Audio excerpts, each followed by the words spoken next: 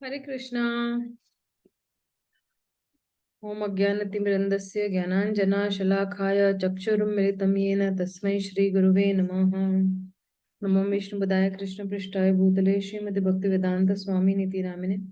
Namaste Saraswati Deve Gaurvani Pracharini Nirvishesha Shunyavadi Paschat Desha Tarini Jai Shri Krishna Chaitanya Prabhu Nityananda Shri Advait Shri Gadadhar Shri Vasadi Gaur Bhaktavrinda Hare Krishna Krishna Krishna Hare Hare Hare Rama Rama Rama Hare Hare. So, dear devotees, I welcome you for this Bhagavad Gita class. So, we were on the second chapter and we had completed this Sakam Karma Yoga. That is, we finished from shloka number 31 to 37.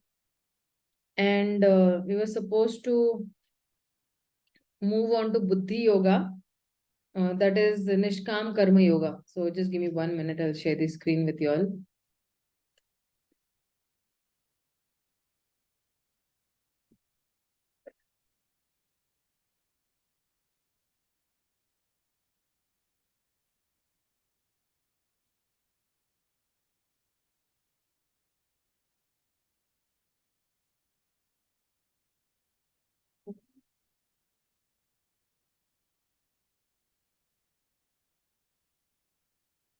Yeah. So having, described about working for material benefits, that is Sakam Karma. Now Krishna will explain working in knowledge without attachment to the results. He'll explain about Nishkam Karma Yoga. Sukha dukhe same kritva labha labha jaya jayo tato yuddhasva naivam papam ma vyapasi. Sushil Prabhu, please do the honors of reading Hare Krishna Mataji. And translation and purport both. Hare Krishna. Translation.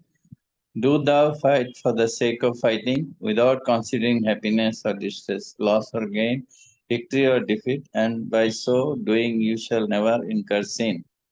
Purport. Lord Krishna now directly says that Arjuna should fight for the sake of fighting because he desires the battle. There is no consideration of happiness or distress, profit or loss, victory or defeat in the activities of Krishna consciousness. That everything should be performed for the sake of Krishna is transcendental consciousness. So there is no reaction to material activities. He who acts for his own sense gratification, either in goodness or in passion, is subject to the reaction, good or bad. But he who has completely surrendered himself in the activities of Krishna consciousness is no longer obliged to anyone, nor is he a debtor to anyone as one is in the ordinary course of activities. It is said, anyone who has completely surrendered unto Krishna, Mukunda, giving up all other duties, is no longer a debtor, nor is he obliged to anyone, not the demigods, nor the sages, nor the people in general, nor kinsmen, nor humanity, nor forefathers. Bhagavatam, sorry. That is the indirect hint given by Krishna to Arjuna in this verse, and the matter will be more clearly explained in the following verses. Hare Krishna Mataji, thank you. Thank you. So actually, if you see, in this particular, 36, 37, 38 shloka, Arjuna wanted to avoid war because he was fearful of sinful reactions. And Krishna had already told him that, see, by avoiding, your own duty of fighting, you will incur sin. So, Krishna will explain that how one can avoid all reactions by performing one's duty with a detachment from the results. And to motivate Arjuna to fight, Krishna first explained him jnana or knowledge, the previous shlokas that we saw from 11 to 30. And then he is explaining karma. The last section that we saw from 31st to 37th shloka, he was explaining karma. And now he is asking Arjuna, work with knowledge and detachment. And do it as an offering to me. So when you work with knowledge and detachment as an offering to Krishna, then that process is called Nishkam Karma Yoga or Karma Yoga. So you are not attached to the fruits. You are doing it as an offering, because that is why he's saying now. He's saying that Sukha Sukhe Samakritva. Sukha Sukhe means Sama. Sukha Dukhe. So in happiness or distress, then Samakritva, being equal in happiness or distress. And then he's saying that Labha Labho Jaya Jayatu, whether in gain or loss, or victory or defeat. And then he's saying Tato Yudhaya Yujjasva, saying that fight for the sake of fighting as a matter of duty. And then he's saying Naivam Papam Avyapyasi. He's saying you will never incur any sins. So having said this, Krishna will now give knowledge about Buddhi Yoga, which is this particular section from 38 to 53. So let's see. Esha te abhihita sankhye buddhi yoge tvimakshunu buddhaya yukto yaya partha karma bandhan prahasyasi.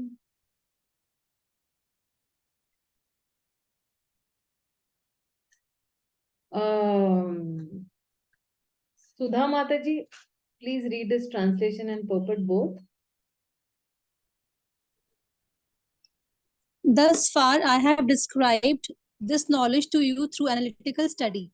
Now listen as I explain it in terms of working without fruitive results. O son of Parth, when you act in such knowledge, you can free yourself from the bondage of works. ये font सही है आपके लिए or the font is too small for you? Should I increase the font for you? Yes, Mataji. Okay, I'll increase the font for you. Okay. Yeah, now check. Is it okay? Yeah, it's better now. Okay, yeah. Please read. According to the Nirukti or the Vedic dictionary, Sankhya means that which describes things in detail, and Sankhya refers to that philosophy which describes the real nature of the soul. And yoga involves controlling the senses. Arjun's proposal not to fight was based on sense gratification. Forgetting his prime duty, he wanted to cease fighting because he thought that by not killing his relatives and kinsmen, he would be happier than by enjoying the kingdom after conquering his cousins and brothers, the sons of Dhritarashtra. In both ways, the basic principles were for sense gratification. Happiness derived from conquering them and happiness derived by seeing kinsmen alive are both on the basis of personal sense gratification, even at a sacrifice of wisdom and duty. Krishna therefore wanted to explain to Arjun that by killing the body of his grandfather, he would not be killing the soul proper.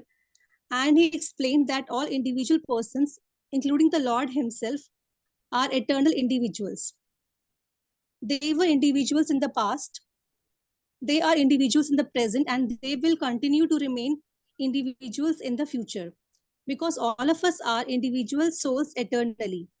We simply change our bodily dress in different manners, but actually we keep our individuality even after liberation from the bondage of material dress.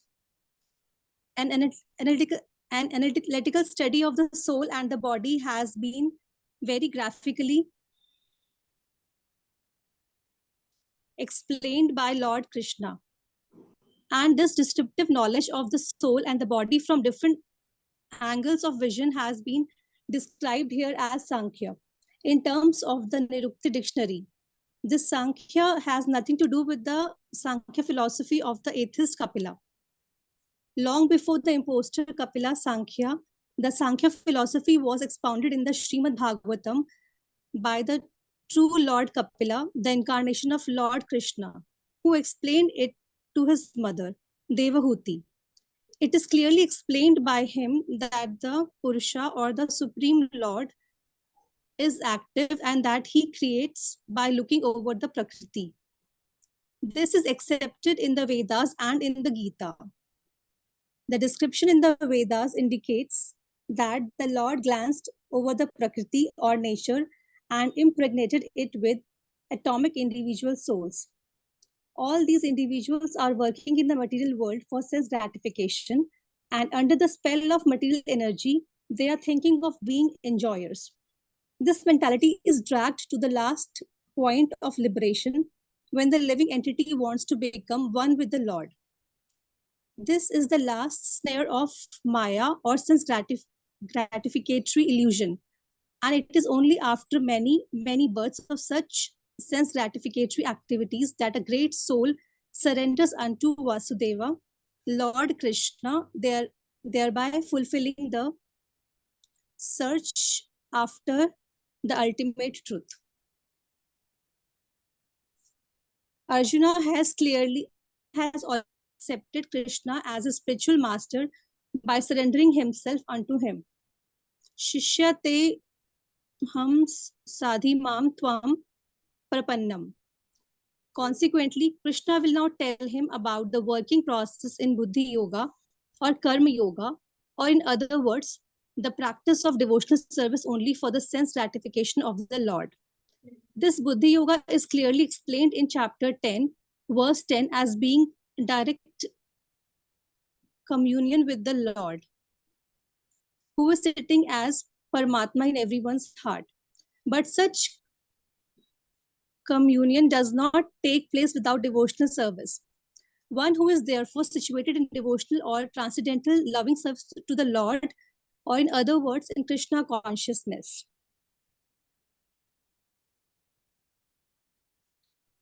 attains to this stage of Buddhi Yoga by the special grace of the Lord. The Lord says, therefore, that only to those who are always engaged in devotional service out of transcendental love does he award the pure knowledge of devotion in love. In that way, the devotee can reach him easily in the ever blissful kingdom of God. Thus, the Buddhi Yoga mentioned in this verse is the devotional service of the Lord, and the word Sankhya mentioned herein has nothing to do with the atheistic Sankhya Yoga enunciated by the impostor Kapila. One should not therefore misunderstand that the Sankhya Yoga mentioned herein has any connection with the atheistic Sankhya. Nor did that philosophy have any influence during that time, nor would Lord Krishna care to mention such godless philosophical speculation. Real Sankhya philosophy is described by Lord Kapila in the Srimad Bhagavatam. But even that Sankhya has nothing to do with the current topics. Here, Sankhya means analytical description. Where I was. एक second ना.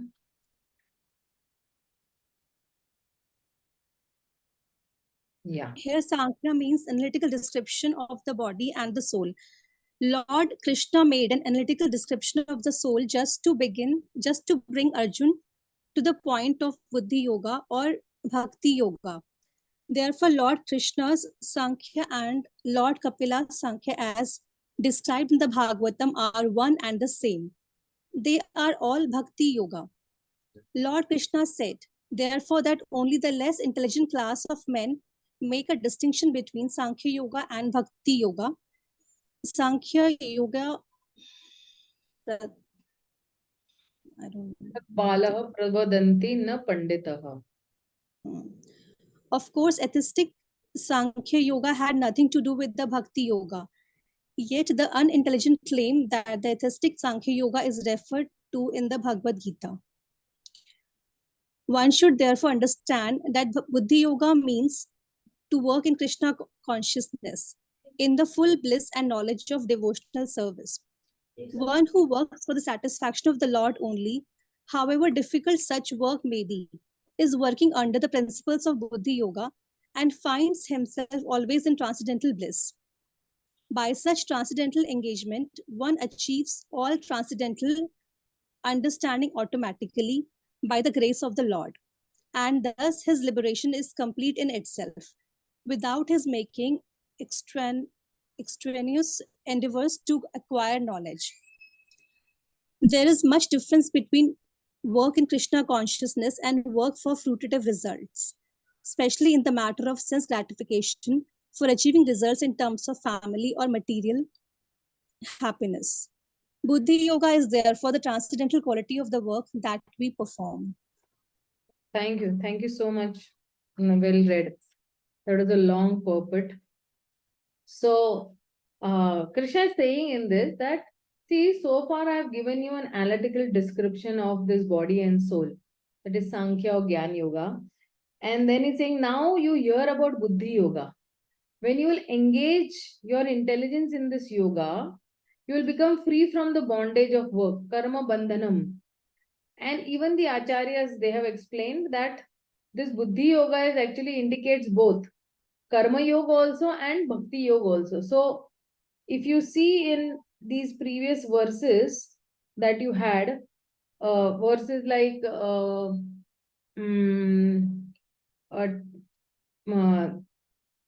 me 1 minute, okay. You have a verse like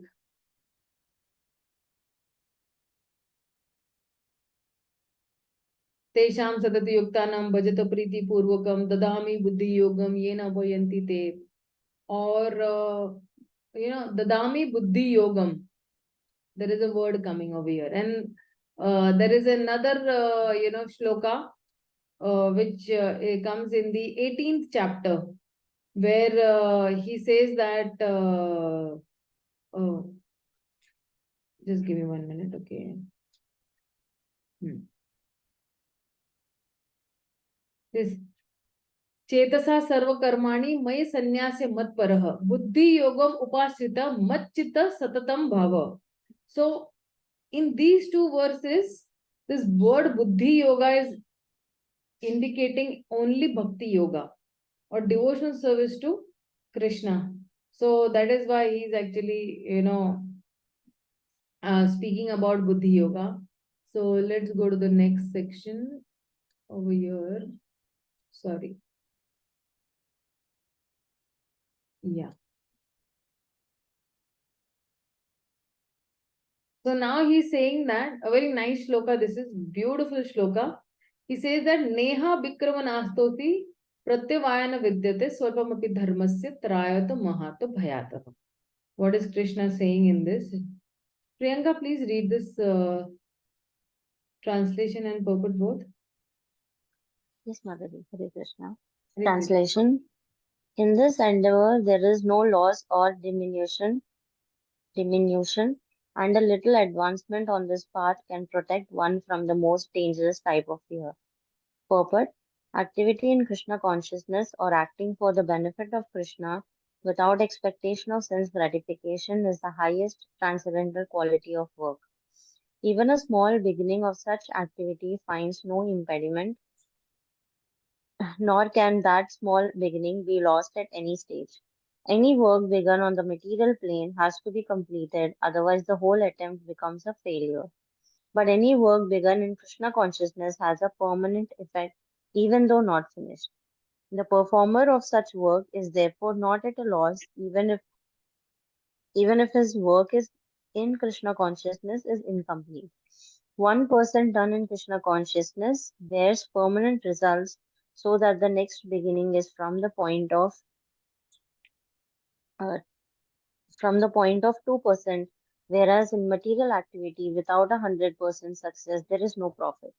Ajamal performed his duty in some percentage of Krishna consciousness, but the result he enjoyed at the end was 100% by the grace of the Lord. There is a nice verse in this connection in Srimad Bhagavatam 1.5.17. Tyaktva swa dharmam charanambujam harer bhajan apakvo atha patet tato yadi yatra kva vabhadram abhud amushya kim ko vartha apto avajatam swadharmataha. If someone gives up his occupational duties and works in Krishna consciousness and then falls down on account of not completing his work, what loss is there on his part? And what can one gain if one performs his material activities perfectly? Or, as the Christians say, what profit a man if he gain the whole world yet suffer the loss of his eternal soul? Material activities and their results end with the body. But work in Krishna consciousness carries a person again to Krishna consciousness even after the loss of the body. At least one is sure to have a chance in the next life of being born again as a human being, either in the family of a great cultured Brahmana or in a rich aristocratic family that will give one a further chance for elevation. That is the unique quality of work done in Krishna consciousness. Thank you, Mataji. Have it. Thank you so much. So, if you see, interestingly, with this verse, he's saying that whatever work you have done or whatever advancement you have done on this path, even a little advancement if you have done this path, then whatever great danger is awaiting you, it is going to protect you from the most dangerous type of fear of going to the hell or merging into the Brahman, because these are all fears only for human beings, or at least for those who are on the path of yoga. So if you see this process of bhakti yoga or devotional service, where he's saying that there is no loss by incomplete performance, and there is no even sin by imperfect performance.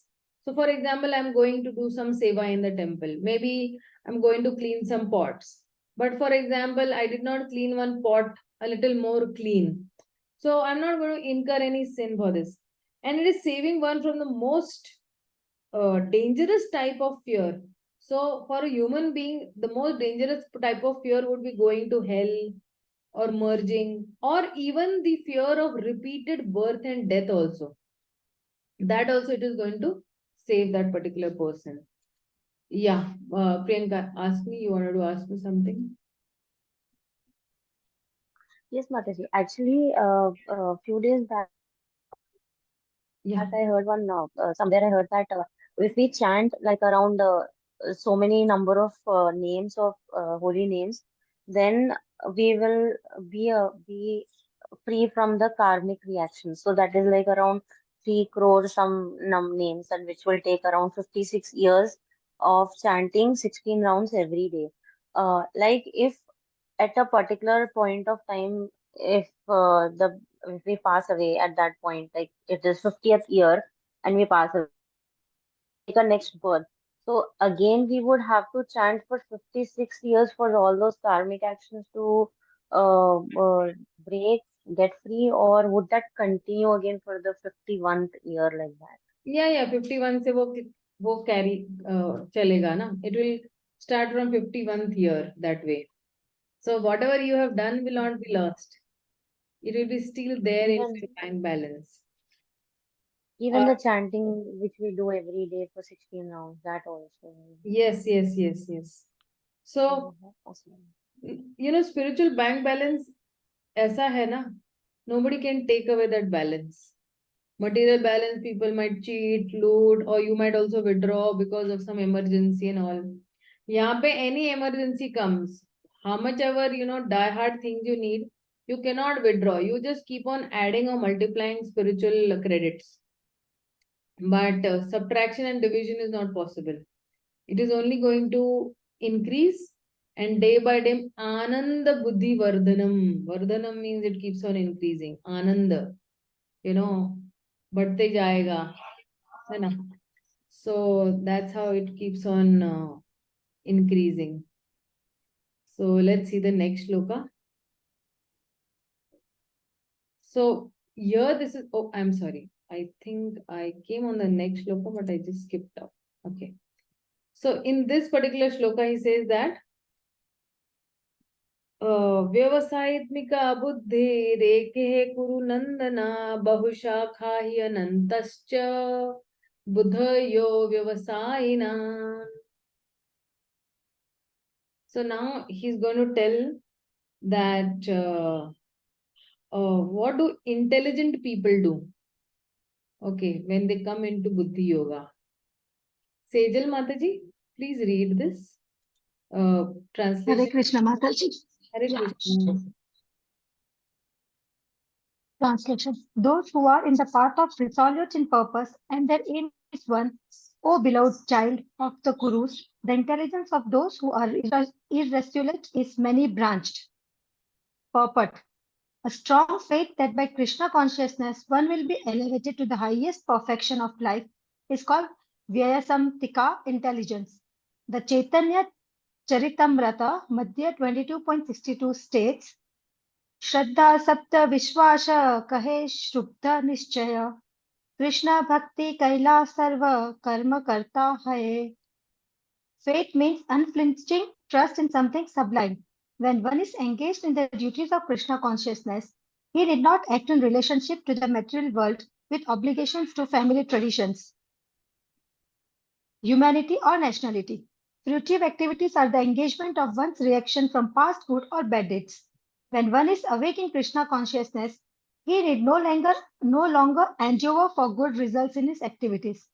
When one is situated in Krishna consciousness, all activities are on the absolute plane, for they are no longer subject to dualities like good or bad. The highest perfection of Krishna consciousness is renunciation of the material conception of life. The state is automatically achieved by progressive Krishna consciousness. The resolute purpose of a person in Krishna consciousness is based on knowledge. Vasudeva Sarvam iti sa Mahatma su durlabha. A person in Krishna consciousness is a rare good soul who knows perfectly that Vasudeva or Krishna is the root of all the manifested causes. As by watering the root of a tree, one automatically distributes water to the leaves and branches, so by acting in Krishna consciousness, one can render the highest service to everyone, namely self, family, society, country, humanity, etc. If Krishna is satisfied by one's actions, then everyone will be satisfied. Service in Krishna consciousness is, however, best practiced under the able guidance of a spiritual master who is a bona fide representative of Krishna, who knows the nature of the student and who can guide him to act in Krishna consciousness. As such, to be well versed in Krishna consciousness, one has to act firmly and obey the representative of Krishna, and one should accept the instruction of the bona fide spiritual master as one's mission in life. Srila Vishwanatha Chakravarti Thakura instructs us in his famous prayer for the spiritual master as follows. Yes. Yasya prasada bhagavata prasado yasya prasadanna gati kutopi dhyayan stuvam tasya yasas trisan sandhyam vande guruha shri charana vrindam. By satisfaction of the spiritual master, the Supreme Personality of Godhead becomes satisfied. And by not satisfying the spiritual master, there is no chance of being promoted to the plane of Krishna consciousness. I should therefore meditate and pray for his mercy 3 times a day and offer my respectful obeisances unto him by spiritual master. Yeah. So, just give. Mataji, ऊपर थोड़ा करना. Yeah. The whole process, however, depends on perfect knowledge of the soul beyond the conception of the body, not theoretically but practically, where there is no longer a chance for sense gratification manifested in fruitive activities. One who is not firmly fixed in mind is diverted by various types of fruitive acts. Dhanyavad, Mataji. Yeah. So, if you see, he's saying that when will there, when will there be a time where, just give me 1 minute, okay? Just adjusting something. So the first characteristic in 2.40, he's describing, the result of, following Buddhi Yoga. He says that there will be no loss or diminution or destruction of this particular, whatever you have done in Krishna consciousness or Buddhi Yoga. And then after describing that character, he is describing what is the qualification, what one needs to possess to actually do this Vyavasayitma Buddhi. So he is saying that the second characteristic about is saying that intelligent men, then what do? They with one pinpointed attention, they will, aim for the higher purpose of life. So now, if you see in this, okay, it's very interestingly, it says that when he says Vyavasayitmika Buddhi, once Buddhi has to be one pointed and it has to be fixed. And he says, Ekaha Kuru Nandana. एक है, एक जगह पे, है ना, एक है Kuru Nandana at one place. And on the other hand, those people who are not fixed like this, then their intelligence is what? Bahushakha. Too many branched. And how many shakhas? Anantascha, unlimited shakha hai unke. Unlimited shakha, but this unlimited shakha is for whom? Then he says Buddhayo, Vyavasayinam, for those people whose buddhi is Vyavasayi. Vyavasayi means not fixed in one place. So if we see over here that Krishna is telling Arjuna to become one pointed indirectly. He is conveying this message. Kabhi-kabhi, we say the opposite of, the positive. For example, मुझे directly बोलना है. Okay. So I will say that please don't do this. So I'll say that please do this work. Please bring me a glass of water. So uska opposite में बोलेंगे, please keep me thirsty. है ना? So Krishna indirectly is actually telling that, telling that you should become one pointed indirectly. So he's conveying this by actually highlighting the contrast between those people whose intelligence is fixed and those people whose intelligence is multi-branched or it is disputed, dissipated. So when we want to do something, then what we have to do? We have to focus. So the more we let our intelligence be disturbed, then the more it gets, dissipated, alag-alag jagah pe. And when one, desires, when all these desires, they crowd our minds, dilemma clouds our intelligence. Clouds means actually it is very difficult to decide. So too many desires, cannot fit into a 24-hour day. So it's like when we are going on a trip, and if we try to fit the whole house in a suitcase, that is really not possible, right? So we need to decide what things do I need to carry when I'm going on a trip. So similarly, we also know we have to streamline things. We have to establish proper priorities. What is the priority of life? How will I balance? And we should be even one-pointed. Mera goal kya hai? Krishna prem ki prapti hai. Okay. I want to attain love of Godhead.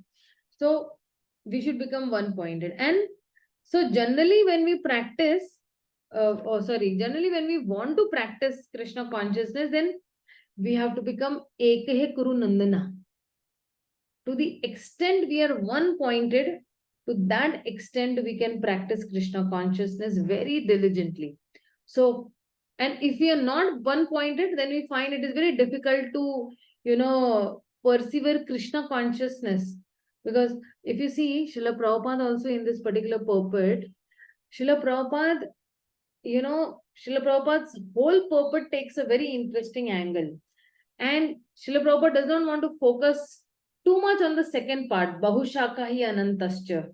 But rather he is focusing more on Ekehe Kuru Nandan. That is why he is speaking about his faith. Right? He is speaking about one-pointedness. So somebody might ask, okay, what is this one-pointedness and how will I achieve this one-pointedness? Otherwise, it is so difficult, to follow that, and how to remain fixed on a single point.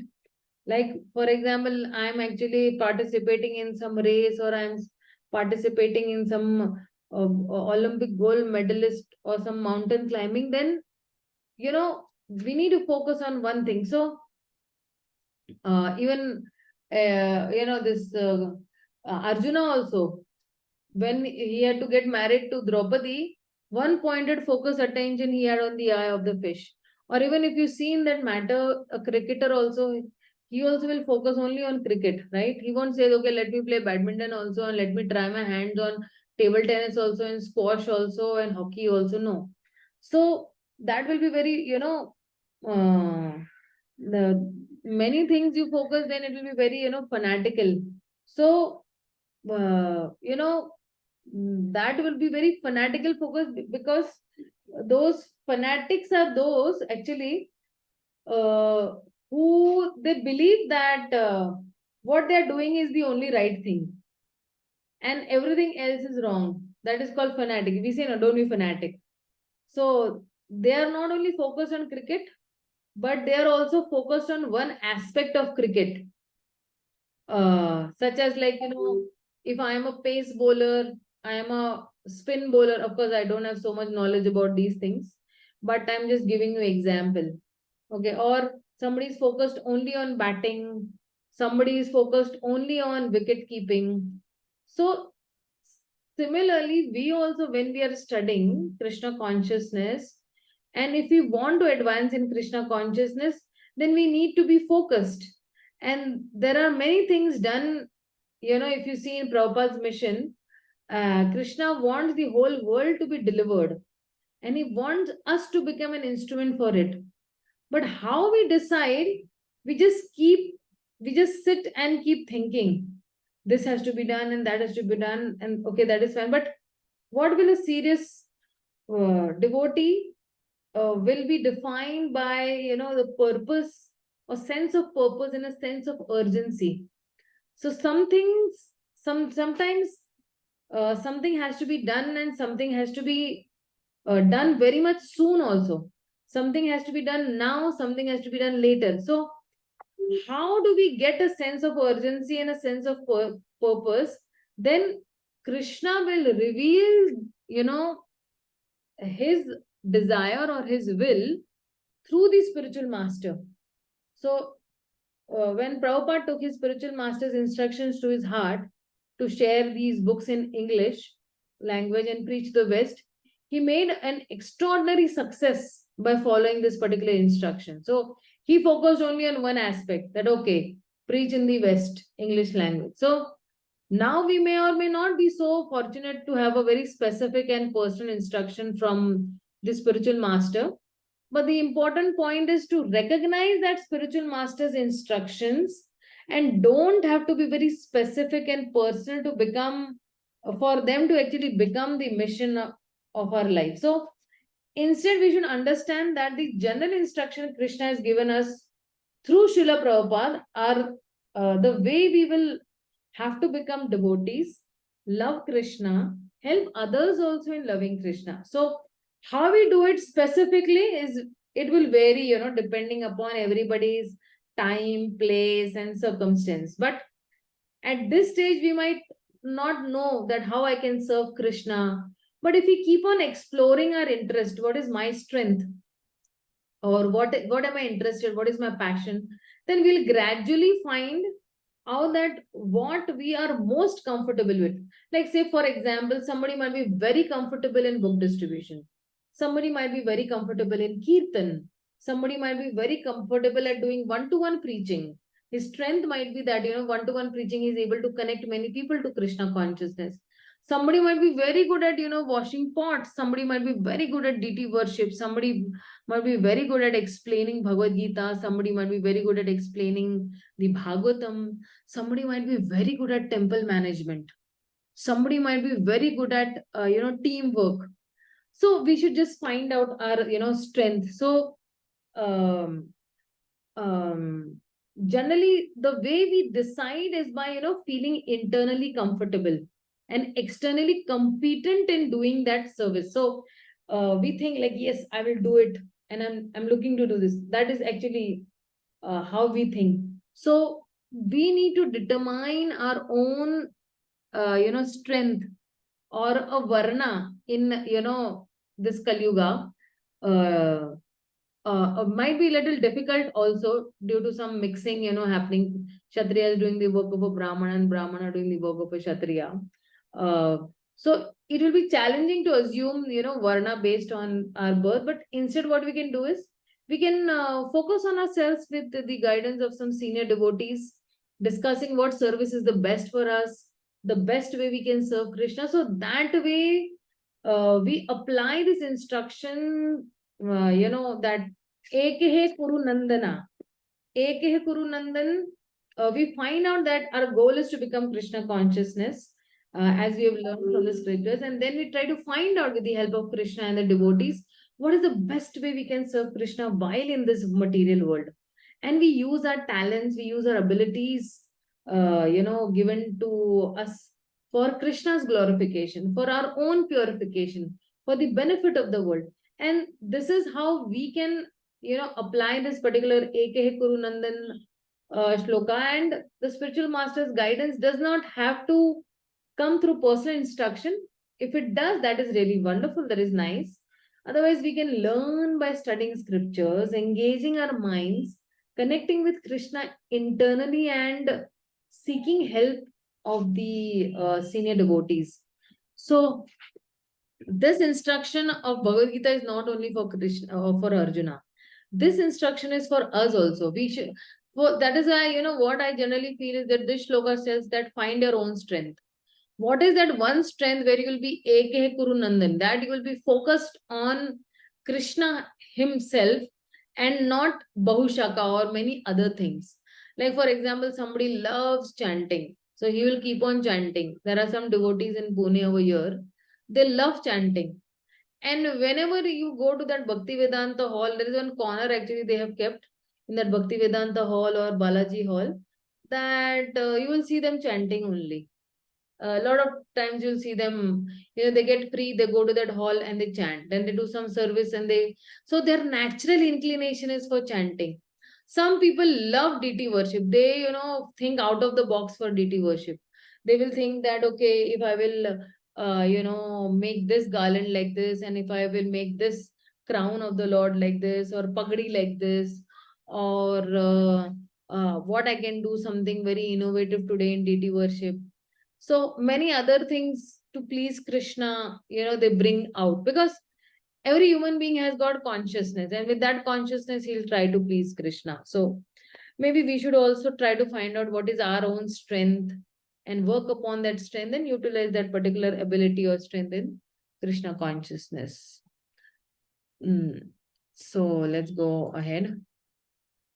I'm sorry, I took a little more time, but this shloka was very important, and I felt that it should, it needs an explanation, because I can go on and on with this particular shloka, but I feel that we can go to the next shloka also, because many times, we fall on temptation, because we use, so because we are powerless, the temptation is too strong for us to resist. And we are purposeless also, powerless and purposeless. So that is why the temptation is just filling the inner void due to a shortage of meaningful activities in our life. So we don't have to fall prey to those temptations. And we try to resolve, and give up certain temptations, but still sometimes you have to scum it again and again, again and again. But we just, try to, pray to the Supreme Lord, and we go ahead. So then ahead he says in these two shlokas, he says that, so in 41 shloka he's talking about the intelligent people. And the 42 and the 43 shloka is talking about the unintelligent people or unintelligent followers of the Vedas.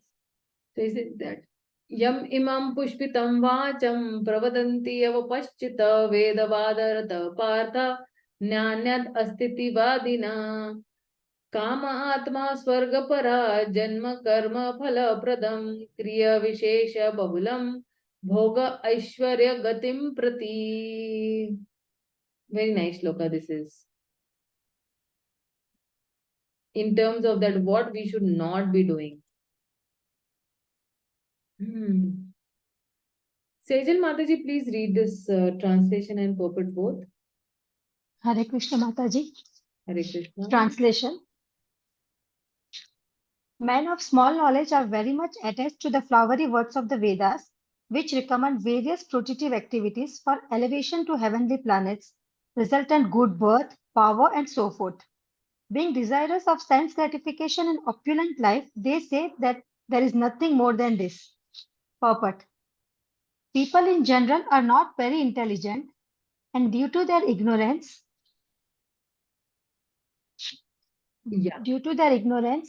they are most attached to the fruitive activities recommended in the Karma Kand portions of the Vedas.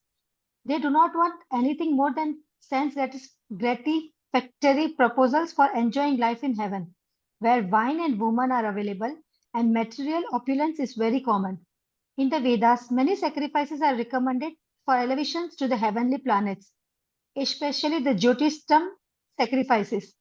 In fact, it is stated that anyone desiring elevation to heavenly planets must perform these sacrifices. And men with a poor fund of knowledge think that this is the whole purpose of Vedic wisdom. It is very difficult for such inexperienced persons to be situated in the determined action of Krishna consciousness. As fools are attached to the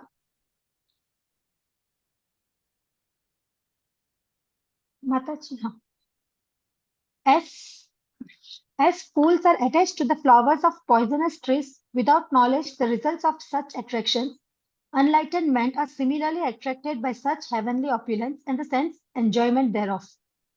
In the Karma Kand section of the Vedas, it is said, Apam somam amrita abhyuma and akasyam he vai chaturmasya yagnaha sukren bhavati. In other words, those who perform the 4-month penances become eligible to drink the somras beverages to become immortal and happy forever. Even on the earth, some are very eager to have somras to become strong and fit to enjoy sense gratifications. Such persons have no faith in liberation from material bondage and they are very much attached to the pompous ceremonies of Vedic sacrifices. They are generally sensual and they do not want anything other than the heavenly pleasures of life. It is understood that there are gardens called Nandan Kanana in which there is good opportunity for association with angelic, beautiful women and having a profuse supply of somaras wine. Such bodily happiness is certainly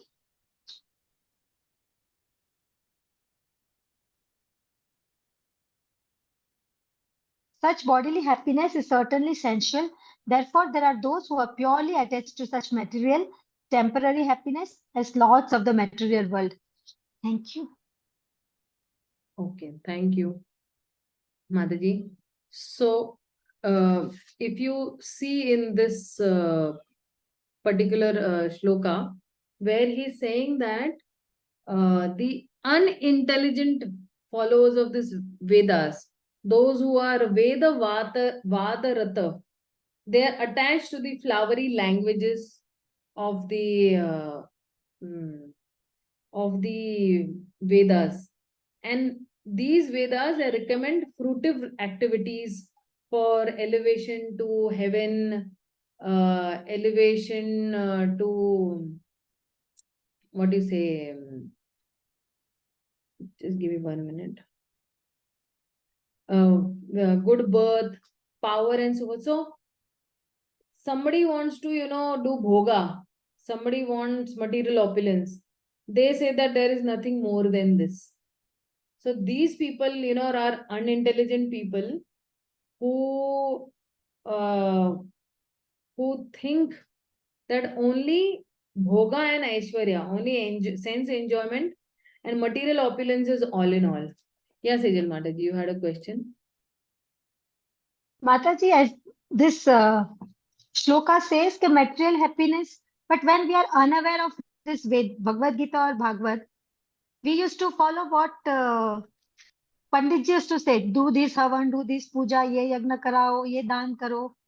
That is material benefit, no? But at least what happens, I'll tell you, eventually you came up to this particular process. So that also process slowly and gradually bring up to this process. So, एक होता है ना कि gradations होते हैं कि अच्छा इन लोगों के लिए फिर ये कर्मकांड ही ठीक है ताकि वो लोग थोड़े हायर लेवल पे पहुंच जाएंगे, फिर वो हायर लेवल से और higher level, slowly you gradually you rise up to that yoga ladder, that from a karma kandi, at least now you've come to a karma yogi. And even in the karma yogi also, either you are a sakam karma yogi or a nishkam karma yogi. Sakam karma yogi मतलब क्या कि सिर्फ अपनी इंद्रिय तृप्ति के लिए जी रहा है. निष्काम कर्म योगी मतलब क्या कि वो डिटैच्ड भी है, उसके पास ज्ञान भी है, ज्ञान के साथ वो डिटैचमेंट भी है, और फिर वो भगवान की भक्ति करता है, वो है वो बुद्धि योगा, ठीक है ना. So working in knowledge without attachment to the results is actually nishkam karma yoga.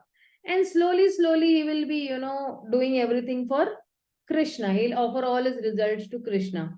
So there is nothing harm in what you did, because ultimately you were not worshipping anybody else other than some demigod or some this. But slowly and gradually now you are knowing that all these things don't come under Shuddha Bhakti or Bhakti Yoga. They eventually helped you to come to this particular process. Okay. Yes, Mataji. So then in this particular shloka, what is he trying to say is that he's saying that Krishna is telling to Arjuna, because if you see, after describing this karma yoga, it can be karma yoga or bhakti yoga. Also, these characters can apply to all paths in 40 and 41. Now he starts talking about karma kanda. So this particular shlok strongly speaks about karma kanda, and Krishna is conveying to Arjuna that okay, he may have heard from Vedas that one can attain Swarga by fighting the war and dying. And however, Krishna advises Arjuna not to think too much on such thoughts, as they are just only giving some words found in the Vedas, some flowery words found in the Vedas. So these words are attracting those who will lack determination. And that is why it is saying that over here he is saying that it is avipaschitaha. Okay, so avipaschita are those individuals actually who do not possess only any discrimination, and they by mistake believe that the Vedas teach only about material enjoyment. The Vedas don't teach anything else. And they become too much engrossed in all these rituals and sacrifices, karma kand, without understanding the deeper essence of Vedic literature. So even in our case, I remember, we also used to do so many havans and ye havan and wo havan and this came and that came and havan.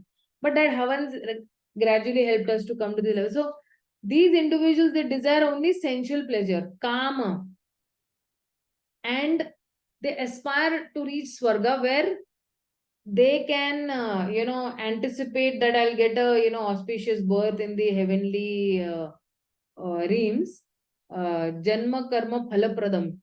And they engage in, elaborate sacrifices with the aim of, attaining some opulence and, and indulging in some bhoga also. And also their entire focus is only on sense gratification and material wealth. So when he's using certain words, that Krishna metaphorically is suggesting that all these people who are considering sensual desires, lust as the essence of their very existence, and they are unable to conceive of anything beyond material enjoyment, कि भाई material enjoyment के ऊपर भी कुछ तो है. So their belief is that only Swarga offers the greatest enjoyment than what it can be attained in the present lifetime. So even I remember, I used to think, okay, Swarga is only the final thing. Everybody has to go to Swarga only.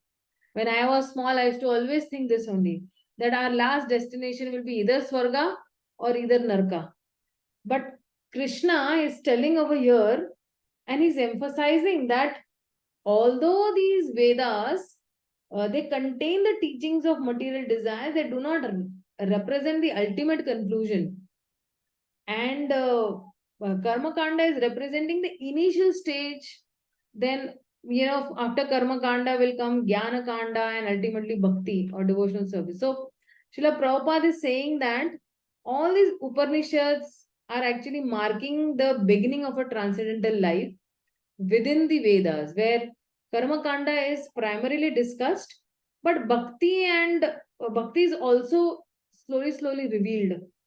And this progression actually leads one individual from a materialistic understanding towards a spiritual realm. So Krishna is advising Arjuna that not to aspire for temporary gain. Even in the better parts of this material world, he's cautioning for this. Don't go for temporary things. Go in for something that is permanent, and that is why if you see Prabhupada compares this, how certain flowers and fruits may appear very appealing, but contain some internal poison also inside it. So one must perceive with intelligence rather than some any sensory perception. So Krishna is guiding Arjuna, to give up that illusionary attraction of material desires that are mentioned in the Vedas, and he's encouraging discrimination and understanding the true purpose of life. He's emphasizing actually on the path of bhakti only. The path of bhakti only. It is leading to completely blissful union with Krishna, and that's how this particular shloka is actually given over here. And Prabhupada gives a nice elaborate explanation on that also. So okay, we'll just stop over here because we have another class also. The reading class is going to start over here. So, dear devotees, thank you so much for